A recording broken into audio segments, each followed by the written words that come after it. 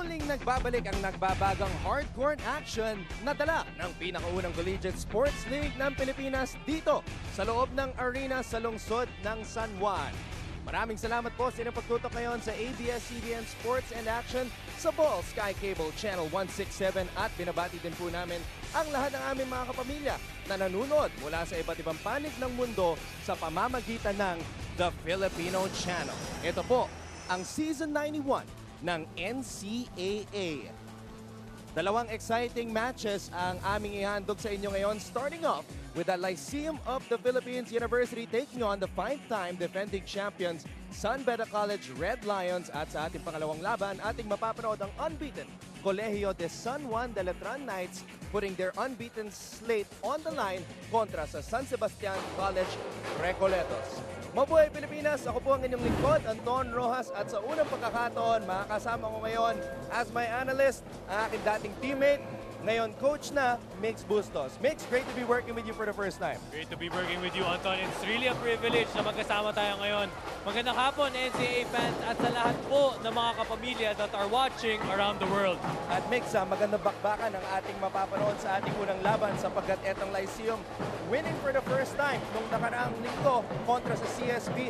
They want to maintain their winning ways. Samantala, sa kabilang panig naman, San Beda gusto makabangon matapos matalo sa unang pagkakataon ngayong season kontra sa Letran. Nakita nga natin sa standings na nangunguna ang Perpetual Health Altas and Letran Knights with 4 wins and 3 wins respectively.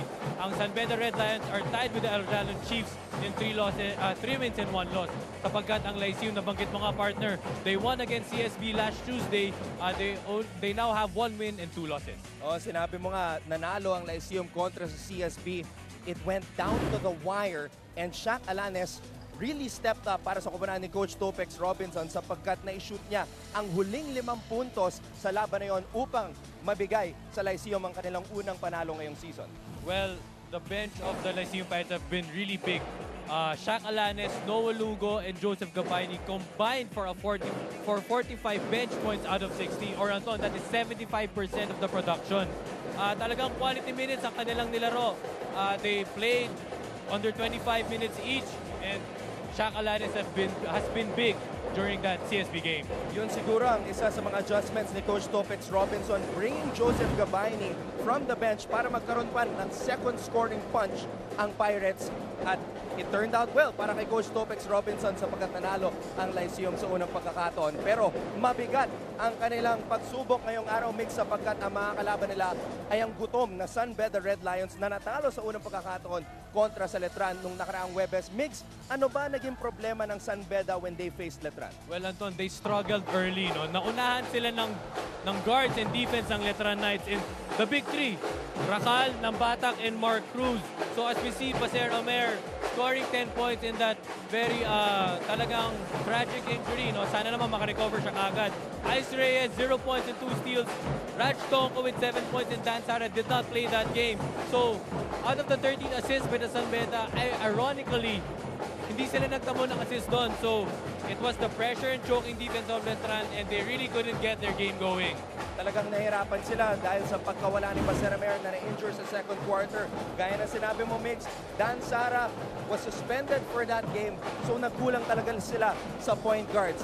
Pero marami tayong pwedeng pag-usapan ngayon dito sa ating laban, Mix. At kung gusto nyo sumali sa aming discussion, you can join us via your social media accounts. Just tweet us and include the hashtag NCAA Season 91 or the hashtag LPU vs SBC. At syempre, makakasama din natin at courtside ang ating kasamang si Siege Tantenko. You can also ask her some questions as well.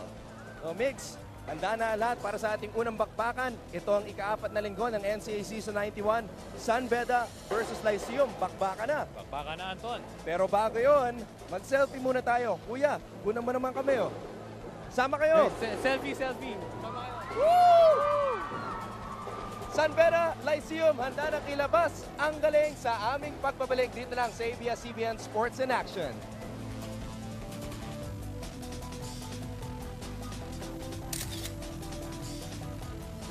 Ladies and gentlemen, we are live on the Pinoy Flying Arena here in San Juan, powered by Bostic, for our first of 2 senior matches in your Season 91 of the NCAA. Let us meet first the LPU Pirates. Point guard number 4, Richmond Sunga. The on-guard number 5, Mark Malabanan. At center number 10, Joseph Gapaini. Power forward number 18, Jeff Bulawan. And at forward number 6, Wilson Baltasar. Head coach of the Pirates is Topex Robinson. And now the starting five of the 5-time champions, San Beda Red Lions. On guard number 4, Yusei Koga. Point guard number 11, Roldan Sana. Center number 10, Ola Angelo. Forward number 16, Maraming salamat muli sa inyong pagtutok ngayon sa ABS-CBN Sports and Action. Starting lineups para sa dalawang kubunan, Richmond Sunga, Mark Malabanan, Joseph Gabaini, Jeff Bulawan at Wilson Baltazar para sa Pirates. Para naman sa Red Lions, we have Yusei Koga, Dan Sara, Ola Deogun, Art de la Cruz at syempre si Michael Sorella. Very unpredictable talaga, Migs, ang estilo nitong si Coach Topex Robinson. You never know who he's going to bring in as a starter. So unang pagkakataon, Migs, Jeff Bulawan starting ngayong season 91 at si Joseph Gabaini once again reinserted to the starting lineup of Coach Topex Robinson. Ano ang basa mo dito? Well, Jeff Bulawan has been really producing off the bench for Coach Topex, no? Nakausap nga natin siya kanina and he really trusts his players.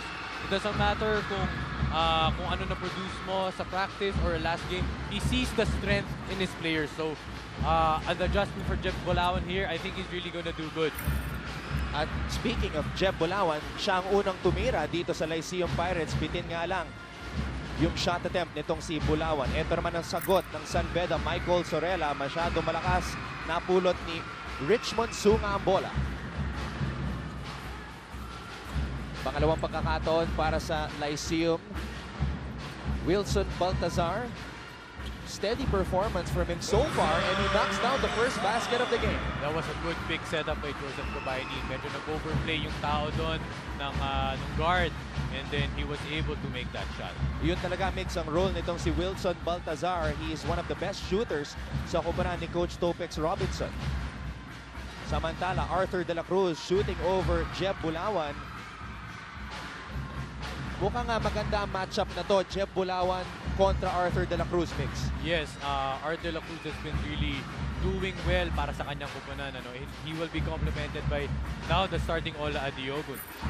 Ola Adiogun starting for the second time ngayong season para kay Coach Jamaica rin after coming off the bench in the first 2 games. Yusei Koga umatake, Adiogun hindi nakuha ang bola. Pirates umaarangkada. Wilson Baltazar going all the way. Good fast break attempt there by the Lyceum Pirates. 3-on-1 break. They capitalized on the trailing big guys and mag-isa lang si Art de la Cruz doon. Nag-alangan si Art doon so nakuha ni Baltazar yung layup na yan. Dan Sara nagbabalik para sa kupunan ng San Beda pagkatapos ng isang 1-game suspension. And Roldan Sara was telling me that he was suspended for 1 game because he hit Pascua using his forearm in the previous matchup. This fast play of the game is brought to you by Smart Live, the Smart Life. That is Wilson Baltazar para sa panig ng Lyceum. Sunga, na-recover ang bola. Tumira, bitin, Adiogun with the rebound. And speaking of Dan Sara, Antonio, with the absence of Paser Amer, he is the one expected to step up and fill in his shoes. Update kay Baseramer, namamaga pa ang kanyang kanang balikat which he re-injured in their last game against Letran. Sunga, forward pass, Gabaini, binangga ni Michael Sorella. As Coach Topex mentioned earlier in the dugout, Anton, it's just important for them to match up with San Beda's talent and clearly they're showing it in the early part of the game. Maganda ang simula ng Lyceum, lamang sila 4-0. Ngayon naman, puntaan natin ang ating kasamang si Siege Tantenko. Yes, underdogs mang may tuturing ang Lyceum Pirates kontra sa San Beda Red Lions. Sila yung underdogs na masarap suportahan. Malapit sila sa isa't isa at malapit sila sa kanilang coach. Alam niyo bang asset dito ang perspective ni Coach Lobex Robinson bilang isang manlalaro. And sabi niya, I want to give my team freedom to be picking players and I want to give everyone on the team opportunities to score and do their best. Aminado siyang risky ang ganitong approach na hindi aggressive sa pag-coach. Ngunit sabi niya, he hopes it pays off. At alam niyo ba, maging si Coach Mike ng San Beda Red Lions, sinabing you may not see it in Lyceum's rankings right now, but they're a very deliberate, dangerous team. May lalabas kaya nila ang kanilang galing ngayong hapon na ito. Abangan natin, Anton, Nick. Maraming salamat, Siege Tantenko. Excellent report.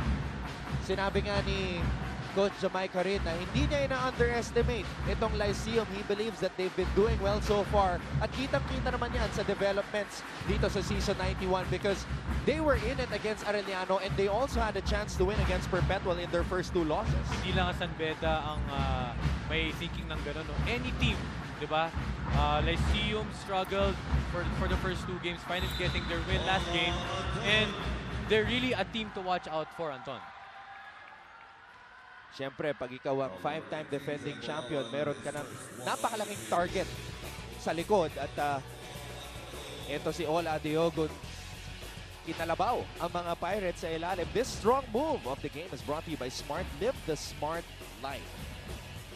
Ola Diogo playing in his final season. Migs, ano ang nararamdaman ng isang player when he's playing in his final year? And as a coach, siyempre, you feel a little bit compelled to give him that playing time to be able to go out with a bang. Well, syempre, no, it's all about transition. Knowing that Art De La Cruz and Ola Adiogun are playing their final years, at the same time, kailangan mo na rin i-expose or pahinugin mo rin yung mga mas batang players mo. And I talked to Ola earlier, yun naman ang kanyang ginagawa. He's just leading by example. Nakwento nga niya na napapagalitan minsan yung teammates niya. He's just the kuya, no? Na talagang ginagabayan niya ang kanyang mga young big men to do better. Samantala, Arthur De La Cruz, who is having an MVP type year so far, has 4 points in the game at may kasama pang 4 na rebounds.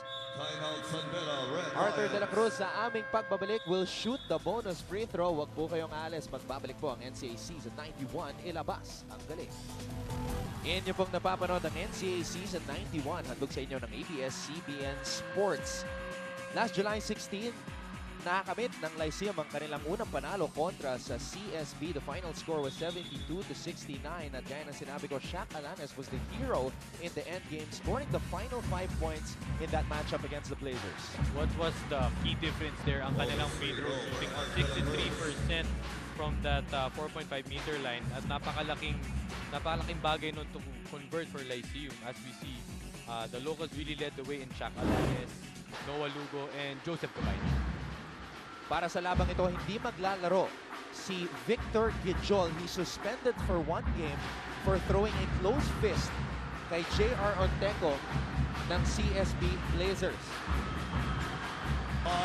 Samantala, patuloy ang pag-init ng Lyceum dito sa simula ng ating laban. Malabanan, knocking down a triple. At ito na ating mga kasama sa social media. Mark Arellano, sabi niya, kera to, LPU vs SBC. Maraming salamat, Mark, sa iyong pagtutok sa aming ABS-CBN Sports coverage.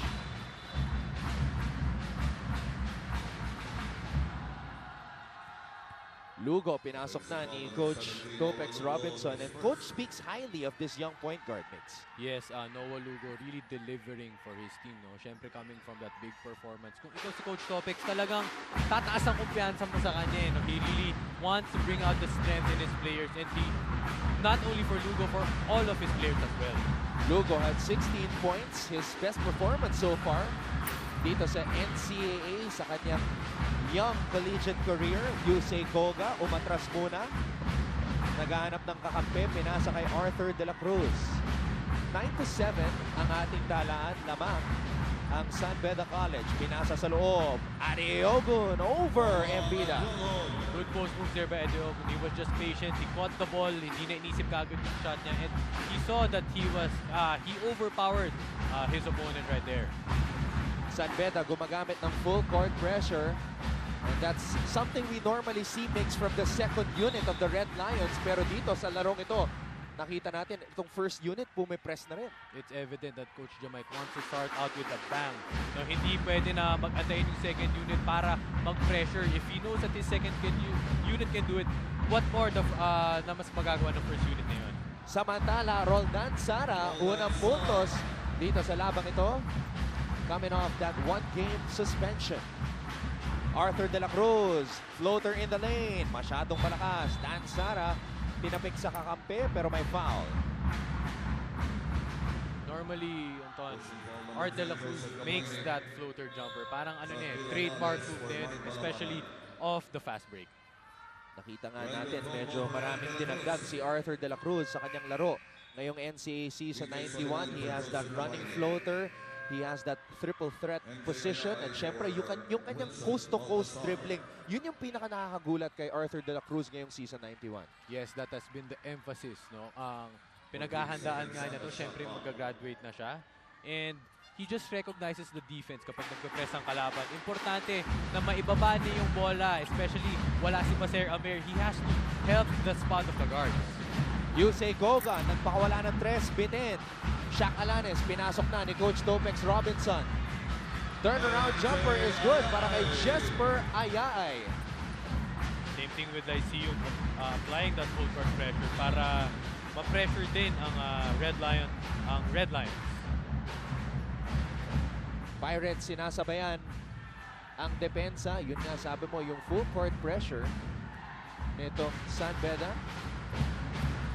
Ito yung pag-post ni Ola Adeogon sa kanyang Instagram. He celebrated his birthday a day before their game against Letran. And although hindi sila pinalad sa laban na yun, Ola Adeogon moving forward and scoring big so far dito sa larong ito. Mix, meron na siyang 8 puntos. Yes, that's what you will expect from a veteran big. No? Hindi importante magpainit muna. He knows his role in the court. He knows na siya ang aasahan sa big spot na yun. And he has to produce right away. Tsaka nasa kanya talaga yung advantage. May kita natin, Ola Adeogon, 6'8". Ang kanyang katunggali, G and Beda, only 6'5". Pero eto, gumamit ng screen si Yusei Goga. And the screen, who else did it come from? Ola Adeogon. What's good about Ola is he does everything. And as we see that great move right there. Grabe yung ginawa ni Shaq Alanes. Binangga na nga ni Ola, na-absorb pa niya yung contact, naipasok pa niya yung tira. And that is very unexperienced by Shaq Alanes. Walang takot na talagang drive sa basket na yun. Panoorin natin muli itong atake ni Yusei Goga. Zumizigzag na parang nasa Cannon Road lang. At ito naman ang sagot ni Shaq Alanes. Sumabay ka ba, Ola?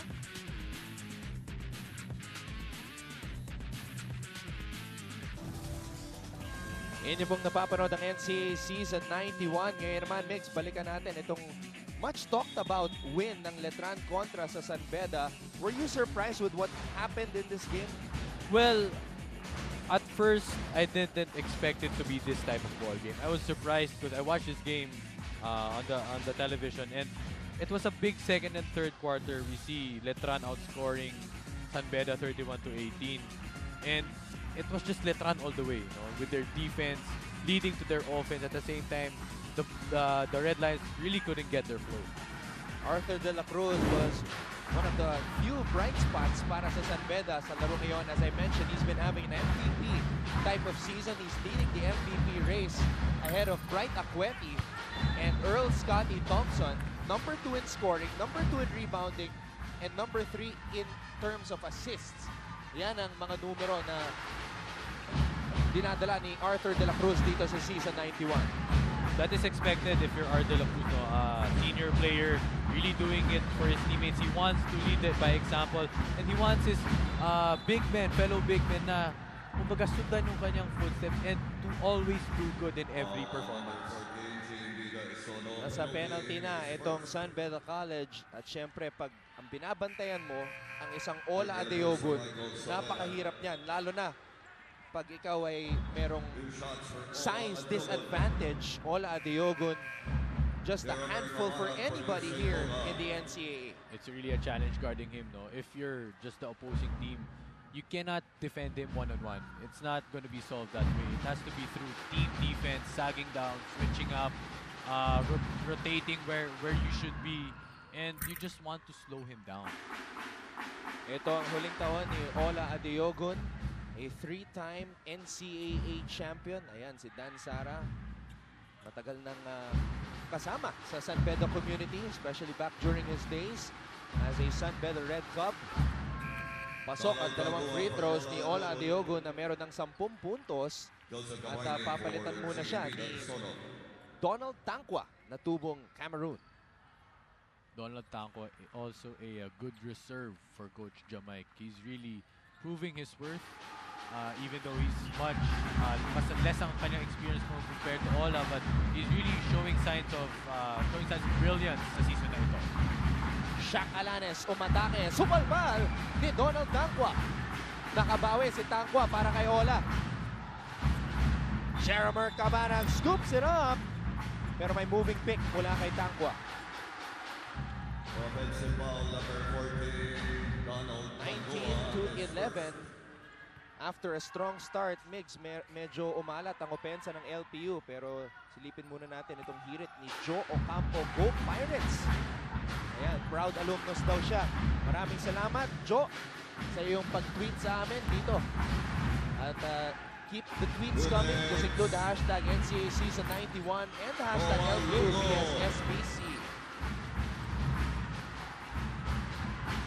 Speaking of Lyceum offense, they now have 5 turnovers in the first quarter. So talagang malaki ang nagagawa ng depensa ng San Beda.